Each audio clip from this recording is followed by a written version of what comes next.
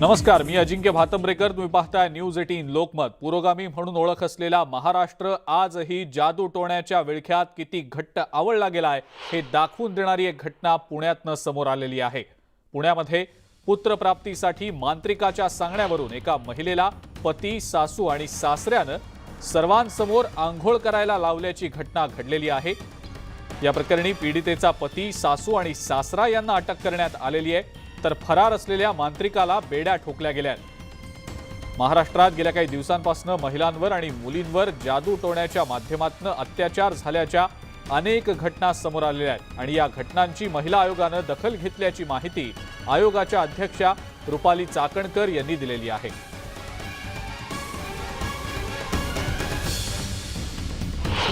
अतिशय भयानक आहेत, निंदनीय आहेत, निषेधार्थ आहेत आणि या सगळ्या घटनेच्या पाठीमागे कारण आहे ते अंधश्रद्धा. त्याच्यामुळे राज्य महिला आयोगाने याची दखल घेतलेली आहे. यामध्ये मांत्रिकांना अटक झालेली आहे, त्यांना कायद्याच्या चौकटीतून शिक्षा देखील होईल. यामध्ये जे आरोपी सहभागी असतील त्यांना देखील कायद्याच्या चौकटीतून शिक्षा होईल.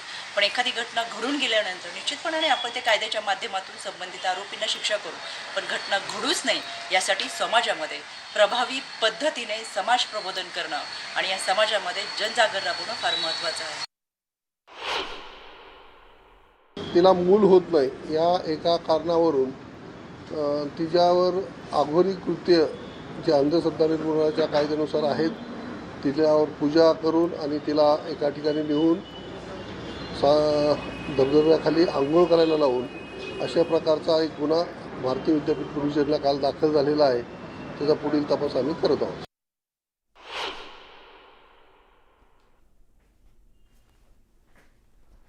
सासरच्यांसह मांत्रिकाला पोलिसांनी आता अटक तर केलेली आहे, मात्र या सगळ्यानंतर आता संताप व्यक्त होतोय.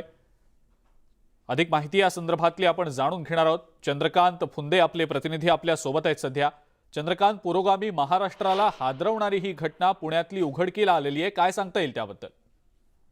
खरंच किळसवाणाही नाही, त्याच्याही पलीकडचा हा प्रकार आहे. म्हणजे आपल्याच पत्नीला आपल्या सगळ्या नातेवाईकांसमोर अशा पद्धतीने एक लाजिरवाने कृत्य करायला लावणं, म्हणजे शर्मेने मान खाली जाते आपलीच नाही तर उभ्या महाराष्ट्राची.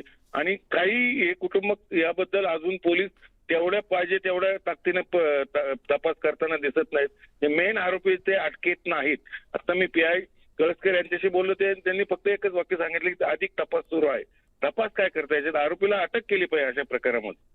हा सगळ्यात महत्वाचा मुद्दा आहे. पोलीस अजूनही सेन्सिटिव्ह होताना दिसत नाहीत या केसमध्ये. तरी राज्य महिला आयोगाने याची दखल घेतली, तरी भारतीय विद्यापीठ पोलीस स्टेशन कुठे हालायला तयार नाही.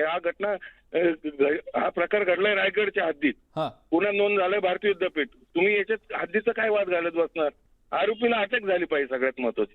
बरं, झालेलं नाही. आरोपींच्या अटकेसंदर्भात पोलिसांनी काय माहिती दिली चंद्रकांत? अधिक तपास सुरू आहे एवढेच जुजबी माहिती देत आहेत, पण अटक होणं गरजेचं आहे. अशा आरोपींना तात्काळ शिक्षा झाली पाहिजे, म्हणजे त्यांना अटक झाली पाहिजे, जेरबंद झाली पाहिजे. ते अजून होताना दिसत नाही. आता ठीक आहे, ही कौटुंबिक हिंसाचाराचा याच्यात कलम आहे, त्यामुळे आरोप प्रत्यारोप होत राहतील, पण पहिल्यांदा ते आरोपी अटक झाली पाहिजे. ते अजून झालेली नाही.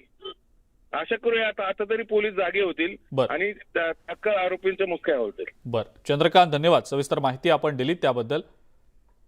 याच संदर्भात आपण आणखी प्रतिक्रिया जाणून घेऊया. अंधश्रद्धा निर्मूलन समितीचे सचिव कृष्णा चांदगुडे सध्या आपल्या सोबत आहेत फोन लाईनवरनं. कृष्णा, आपलं स्वागत न्यूज 18 लोकमतमध्ये. महिला आणि मुलींवरचे अत्याचार नेमके केव्हा थांबणार असा प्रश्न सातत्यानं विचारला जातो, पण मांत्रिकाच्या सांगण्यावरून महिलेचा छळ झालाय, तिला सर्वांसमोर आंघोळ करायला भाग पाडलं गेलेलं आहे. धक्कादायक हा सगळा प्रकार आहे, काय सांगता येईल याबद्दल? ही घटना अत्यंत निंदनीय आहे. महाराष्ट्र अंधश्रद्धा निर्मूलन समिती आता तीव्र शब्दात आता धिक्कार करत आहेत. आपल्या पुरोगामी महाराष्ट्राला एक पाऊल मागे नेणारी ही घटना आहे. खरं तर मागील काही काळापासून अशा अनेक घटना, बुवाबाजीच्या घटना समाजासमोर येत आहेत, परंतु त्या ग्रामीण किंवा आदिवासी भागामध्ये घडतात. परंतु ही जी घटना तुम्ही दाखवतायत ही एक शहरी भागातली घटना आहे, त्याच्यामुळे या घटनेचं गांभीर्य आणखी लक्षात घ्यायला हवं. खरं तर आपल्याकडे जादूटोणा विरोधी कायदा आहे. असा कायदा करणारं महाराष्ट्र एकमेव राज्य गणलं जातं असं आपण मोठ्या अभिमानाने सांगतो. या कायद्याच्या अंतर्गत हजारोहून अधिक गुन्हे दाखल झालेले आहे असं पण आपण टिमकी वाजवतो.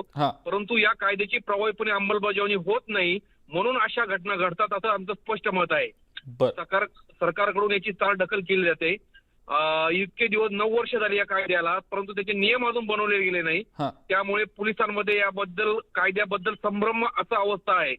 हा कायदा कोणत्या कलमाच्या आधारे कसा नोंदवून घ्यावा, आरोपीला कशी अटक करावी याबद्दल त्या पोलिसांमध्ये संभ्रम आहे. त्यामुळे पोलीस पाटील अशा लोकांचं प्रशिक्षण होणं गरजेचं आहे असं आम्हाला वाटतंय आणि त्याच्यासाठी आम्ही अनुकूल आहोत. आम्हाला सरकारच्या पैशाची गरज नाही, फक्त सरकारच्या मदतीची गरज आहे असं आम्हाला वाटतंय. बर, पण मग या संदर्भात अजून सगळ्या आरोपींना, म्हणजे या प्रकरणात अजून सगळ्या आरोपींना अटक पोलिसांकडनं झालेली नाही. काय नेमका पाठपुरावा आता अनिसच्या वतीनं करण्यात येईल आणि या सगळ्यासाठी समाज प्रबोधनाची नितांत गरज आहे. वारंवार अशा घटना समोर येताना दिसत आहेत. त्या दृष्टीनं अनिसकडनं सातत्यानं उपक्रम देखील राबवले जात असतात. त्याबद्दल नेमकं काय सांगा? डॉक्टर नरेंद्र दाभोळकर यांचा 9वा शहीद दिन नेमका आत्ताच झाला आणि त्या पार्श्वभूमीवर ही घटना घडते.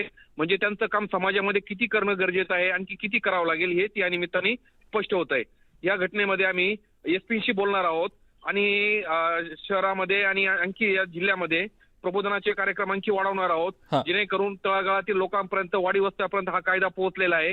आम्ही याबाबत प्रबोधन करतच असतो, परंतु आमची मर्यादा आणि क्षमता विचार याचा केला तर हे प्रयत्न अपुरे आहेत. म्हणून सरकारने याच्यात अधिक गंभीरपणे लक्ष घालण्याची गरज आहे. बरं, कृष्णा चांदगुडे, खूप खूप धन्यवाद. आपण न्यूज 18 लोकमतशी बोललात आणि आपली प्रतिक्रिया दिलीत त्याबद्दल.